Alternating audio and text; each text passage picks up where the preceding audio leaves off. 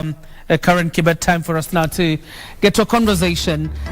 Tonight we are talking about whether the opposition is weakened. But even before we do so, as Tom was raised yesterday, obviously based on a proposal by one of the members of parliament from Wajir in terms of amending the constitution to remove the term limit and instill age limit. In studio, I have Jack Wanami Wamboka, the Honourable Member of Parliament for Bumala constituency in Bungoma County, elected on a DAP Kenya ticket. Thank you very much, sir, for joining us. Asante sana. Let's get to the bottom of this proposal, because you're in Parliament. First of all, is it something being mooted outside Parliament, or it's something you've heard within the floor or the corridors of Parliament?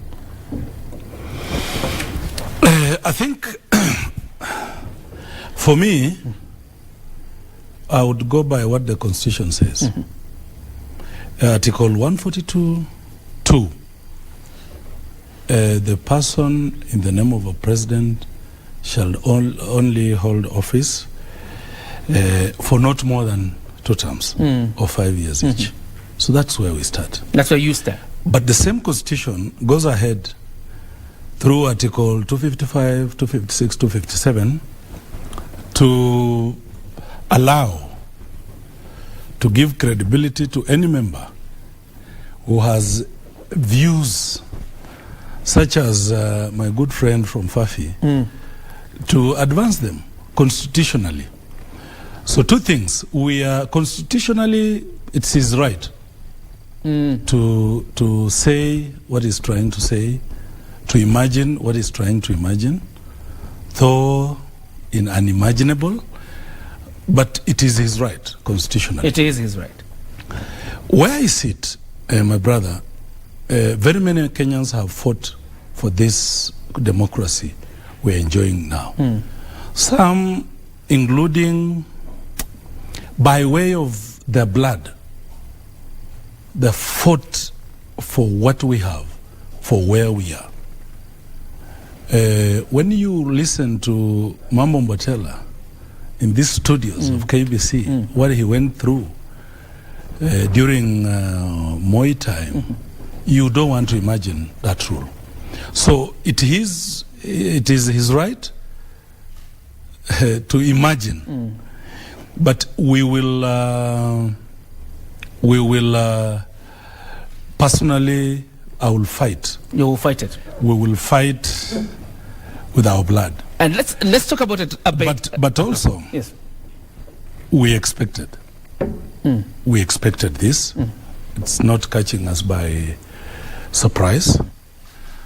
And Bobby Wine, the opposition leader in Uganda, in one of his communications to Kenyans, he said, my brothers and sisters from Kenya, this is how it starts. Okay? So I'm not surprised. I think we shall deal with it. I don't think anybody has any numbers in Kenya today to bring such an amendment in the House today. It is important to talk about numbers, Mheshimiwa, because our conversation tonight, and of course what we told our viewers about, is as regards the numbers. So for example, you come from the Azimio side. Yes. When we look at your contributions in Parliament, quite viable. But the question is, does Azimio have numbers to overturn a decision that is taken probably by the majority side? Is the Azimio coalition, the opposition, feeling weakened in its debate in Parliament?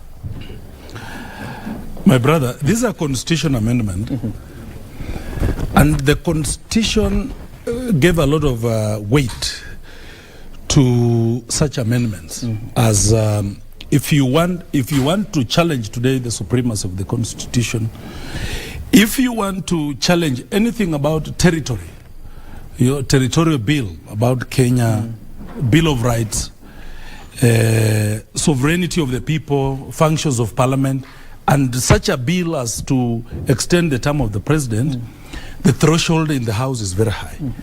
You need 2/3 majority. 2/3, yes. Yeah. Where are they getting it? Nobody has. Yeah. I think I would also go back to our democracy.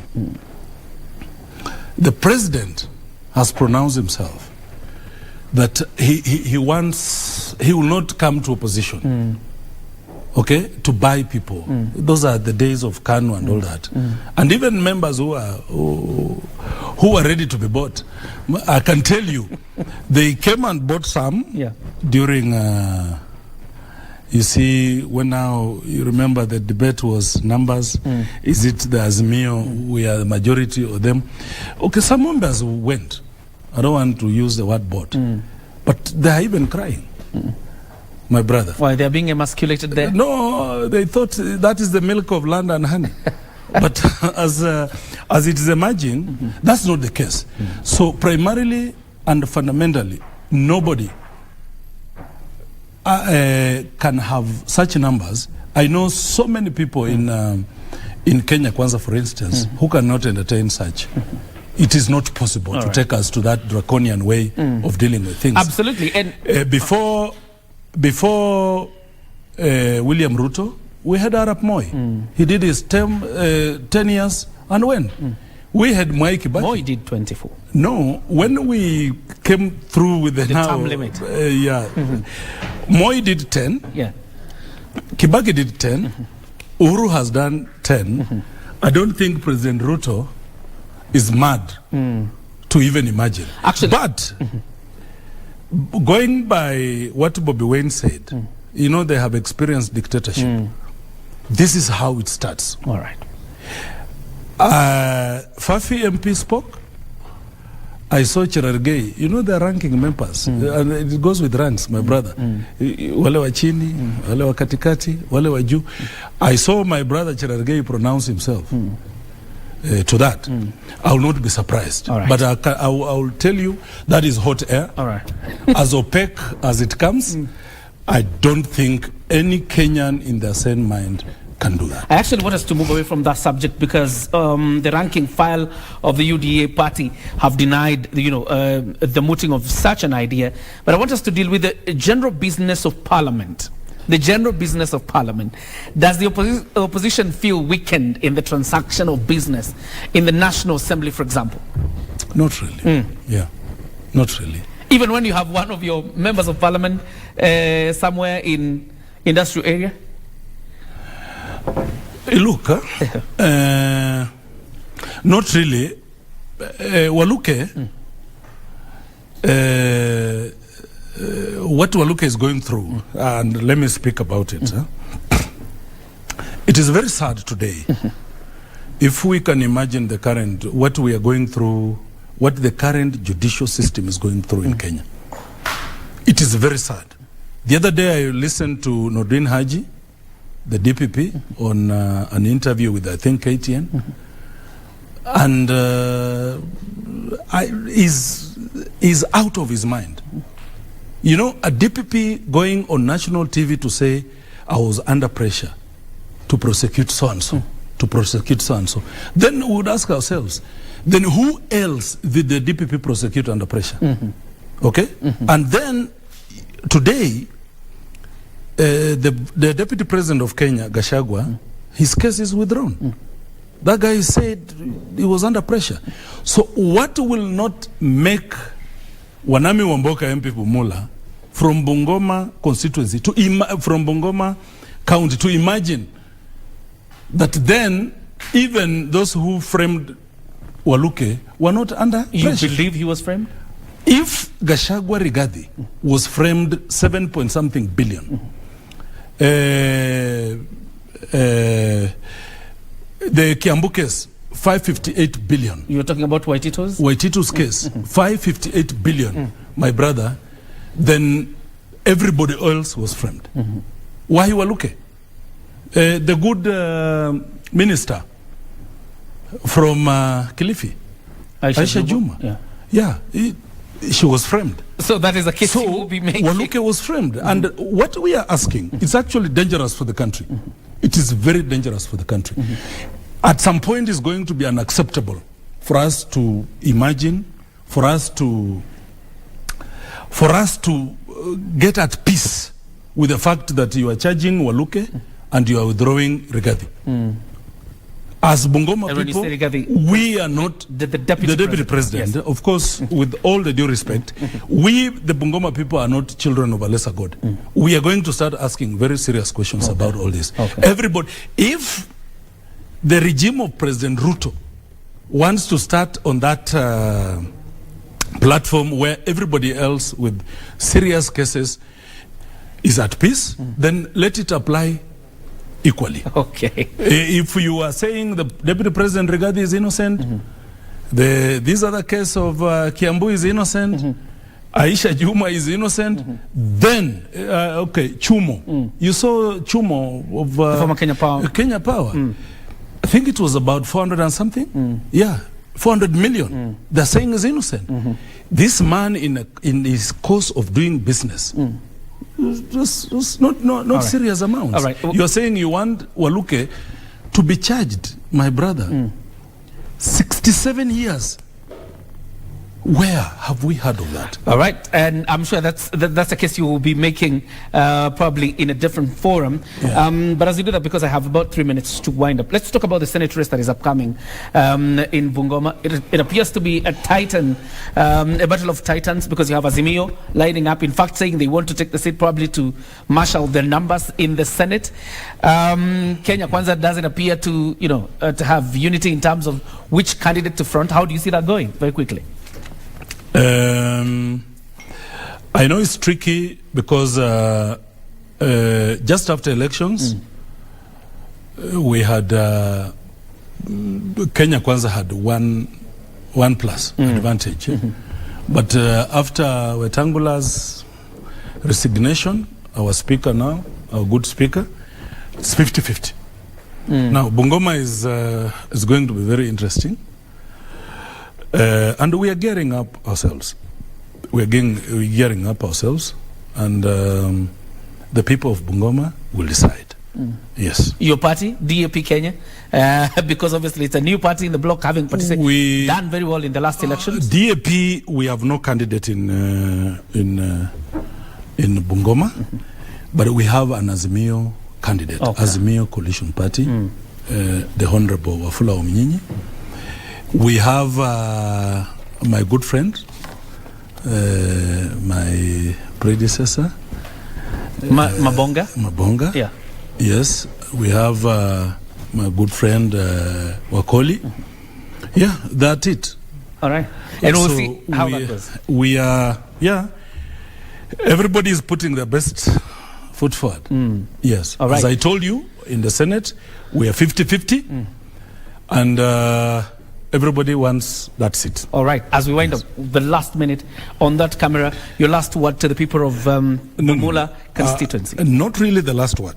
There is something very disturbing. Yes. There is something very disturbing. My brother, the ministers of Kenya Kwanza are issuing too many roadside declarations. The other day, the Minister for Education issued a very ridiculous declaration that the government is no longer going to fund higher education, universities. That is against the Constitution, Article 43, which gives every Kenyan a right to social and economic rights. I mean, the government must provide funding for for all the national, public universities. And even in President Ruto's charter, what he signs with the education charter, he alluded to that, that he's going first to provide funding, research from 0. whatever percent to 2%, say that higher education is going to be affordable, and all that. So that goes against that basic right that is enshrined in the Constitution. And as Parliament, we appropriate these funds. So I don't understand where the minister is getting authority to stand and say they are no longer going to fund education. All right. And today they are saying this. Very quickly, Mheshimiwa. Tomorrow they are saying this. So I just want to tell them that they promised us a lot of things. They promised us cheap unga, 70 shillings unga. In 100 days, we are waiting for it. They promised us cheap fuel. We are waiting for it. In Uhuru's government, fuel was subsidized. They come and told us they are going to subsidize production. All right. We are waiting for it. In 100 days, my brother, they promised us that hustlers, they are going to have hustlers fund. Very quickly. No, I'm finishing. 30 seconds. Hustlers fund was supposed to go and help the border, the Mama Mboga, those downtrodden people down there. We are waiting for it. Instead of the hustlers fund, now we are being told borders have to save to access that money. So many conditions on it. Sisi tunawaambia, tunangoja, after 100 days, you will ask them questions. Tunataka ile wote wali promise wananchi. All right. We want wananchi to access these things. They told us unga is too high. I don't have all that table. Unga is too high because of the handshake. All right. Now, there is no handshake. Okay. We expect all these things. But it will come down. It will come down. All right. Thank you. Lastly. Thank you. As opposition, we are going to give the president a lot of ample time, a lot of environment to fulfill that which he promised Kenyans. Tunamngojea. All right. Lakini ile maneno ya kufikiria term limit watatoa, tunawangoja sana. All right. So Regina, we have to wind up. The Member of Parliament for Bumala, Wanami Wamboka, was with us tonight, discussing a range of issues, obviously, current affairs, and of course to the government, the promises that were made during the campaigns. Regina, we really need to wind up. Can we break it down? I just want to know, which team are you supporting for the World Cup? Do you have one? AFC Leopards is not playing. AFC Leopards is not playing? AFC Leopards is not playing. Arsenal is not playing. World Cup, pick one. Let me give you one. Africa. I'm an African. Go with Ghana. Yes, Ghana. Okay. Ghana is your team now. Ghana is a All right. Time for us now to put it on an end. My name is John Jacob Kioria. Sign language interpreter tonight has been Lensa Odingo. Up next is the Rave. I'm Regina Manyara. I wish you a pleasant evening ahead. It's a wrap.